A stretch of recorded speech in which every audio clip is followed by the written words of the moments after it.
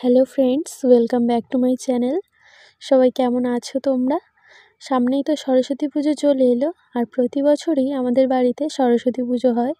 তাই এবারে ভাবলাম আমি নিজেই একটা সরস্বতী ঠাকুর বানাই। আমি ঠাকুরটা বানিয়েছি একটা পদ্ম ফুলের উপরে। আর প্রথমেই একটা কাদার বল দিয়ে তার সাইডে পাপড়ি করে নিয়েছি। তারপরে দুটো কাদার বল দিয়ে পা বানিয়ে নিয়েছি। পা বানানো হয়ে গেলে ঠাকুরের বডিটাও বানিয়ে নিয়েছি। কোনো রকম টুলস ছাড়া হাতে এই ঠাকুরটা বানাতে অনেকটাই টাইম লেগেছে, তাই সম্পূর্ণ ভিডিওটা একটা শর্টের মাধ্যমে দেখানো যায় না, তাই অল্প অল্প করে দেখাবো। নেক্সট ভিডিওতে আরও কিছু পার্ট আসবে এই ঠাকুর বানানোর। এরপর কাদা দিয়ে মায়ের শাড়িটাকেও বানিয়ে নিয়েছি। মুখটা বানানো হয়ে গেলে এভাবে জুড়ে দিয়েছি। যেহেতু আমি প্রথমবার মায়ের মূর্তি বানিয়েছি, জানি না কেমন হয়েছে, তোমরা কমেন্টে জানিও।